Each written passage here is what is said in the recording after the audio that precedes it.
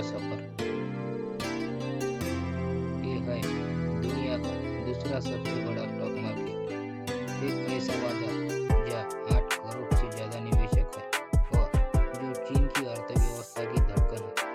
लेकिन क्या आप जानते हैं कि यह बाजार आज से सिर्फ 30 से 35 साल पहले अस्तित्व में भी नहीं था। यह एक ऐसी कहानी है जहाँ कम्युनिस्ट विचारधारा और पूंजीवादी बाजार की टक्कर हुई। यह शुरुआती दिन वाइल्ड वेस्ट जैसे थे और आज यह दुनिया को हैरान करने वाली ताकत बन चुका है। आज की इस वीडियो में हम चीन के स्टॉक एक्सचेंज के उस दिलचस्प, शानदार और कभी-कभी डरावने सफर को जानेंगे। 1949 में जब कम्युनिस्ट पार्टी ने चीन की सत्ता संभाली तो स्टॉक एक्सचेंज जैसी चीजों को पूंजीवाद की बुराई माना जाता था। लेकिन 1978 में डेंग जियोपिंग ने reform and opening up policy ने सब कुछ बदल दिया। चीन ने माना कि आर्थिक विकास के लिए कुछ नए प्रयोग जरूरी है और फिर 1980 के दशक में एक अनोखी शुरुआत हुई। छोटे छोटे स्टेट ओन्ड एंटरप्राइज ने शेयर सर्टिफिकेट जारी करना शुरू किए। ये कोई आधिकारिक शेयर नहीं थे बल्कि कागज के टुकड़े थे जिन्हें लोग सड़क किनारे चाय की दुकानों पर खरीद बेच रहे थे।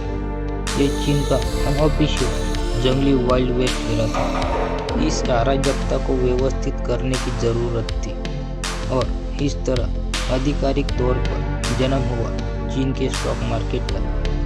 दिसंबर 1990 शंघाई स्टॉक एक्सचेंज की स्थापना हुई। यह पुराने व्यावसायिक शहर और वित्तीय केंद्र को रिप्रेजेंट करता था।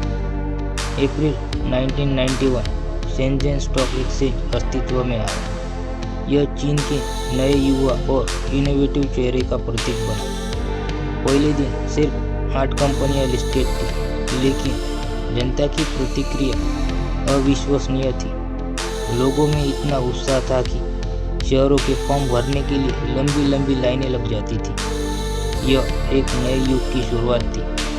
हालांकि सरकार का नियंत्रण कड़ा था। शहरों में उतार चढ़ाव की सीमा तय कर दी गई थी ताकि बाजार बहुत ज़्यादा अनियंत्रित न हो। 1990 से 2000 का दशक उतार चढ़ाव वाला था।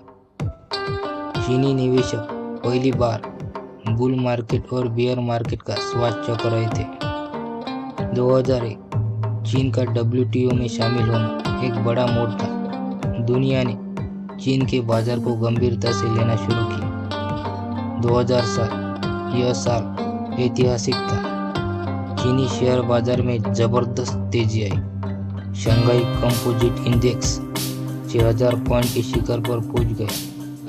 हर कोई अमीर बनने का सपना देख रहा था, लेकिन यह बुल रन एक बबल था। 2008 वैश्विक मंदी के झटके ने इस बबल को फोड़ दिया।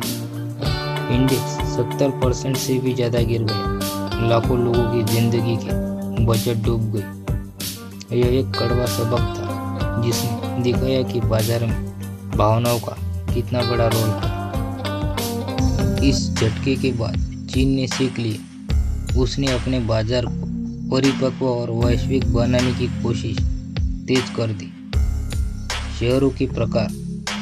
चीन ने ए शेयर घरेलू निवेशकों के लिए और बी शेयर विदेशी निवेशकों के लिए का सिस्टम बनाया, जिसे अब धीरे धीरे खत्म किया जा रहा है। 2014-15 का बुल रन और क्रैश, फिर एक बार तेजी आई और फिर एक बड़ा क्रैश हुआ। इस बार सरकार ने बाजार को संभालने के लिए बेहद सख्त कदम उठाए, जिसकी जागतिक स्तर पर आलोचना भी हुई। वैश्विक मान्यता।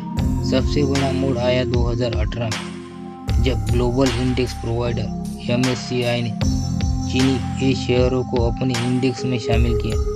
इसका मतलब था कि दुनिया भर का पैसा अब सीधे चीनी बाजार में आने लगा। आज चीन का स्टॉक मार्केट एक किशोर से बड़ा होने की राह पर है। यह दुनिया का दूसरा सबसे बड़ा बाजार है, लेकिन इसके सामने बड़ी चुनौतियां भी हैं। सरकार की दखल।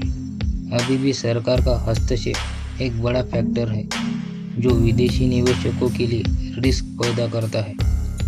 यूएस चाइना तनाव, जो पॉलिटिकल टेंशन का सीधा असर बाजार पर पड़ता है। प्रॉपर्टी सेक्टर का संकट, एवरग्रांड जैसी कंपनियों के संकट ने बाजार को हिला कर रख दिया है। लेकिन साथ ही टेक्नोलॉजी, ग्रीन एनर्जी और कंज्यूमर सेक्टर में भारी संभावनाएं भी है। चीन का बाजार अब जागतिक अर्थव्यवस्था से पूरी तरह से जुड़ चुका है। तो यह थी चीन के स्टॉक एक्सचेंज की कहानी। सड़क किनारे के कागजात से लेकर ग्लोबल इंडेक्स तक का यह सफर सिर्फ एक फाइनेंशियल मार्केट की कहानी नहीं, बल्कि आधुनिक चीन के उदय की कहानी है। यह कहानी हमें सिखाती है कि बाजार भावनाओं, सरकारी नीतियों और जागतिक घटनाओं का एक जटिल मिश्रण है। अगर आपको यह वीडियो पसंद आया तो लाइक ज़रूर करें, चैनल को सब्सक्राइब करें और बेल आइकन को दबाना न भूलें। नीचे कमेंट में बताएं, क्या आप चीन के स्टॉक मार्केट में निवेश करने पर विचार करेंगे और आपको क्या लगता है इसका भविष्य क्या है। देखते रहिए ऐसी ही जानकारी से भरपूर वीडियो के लिए।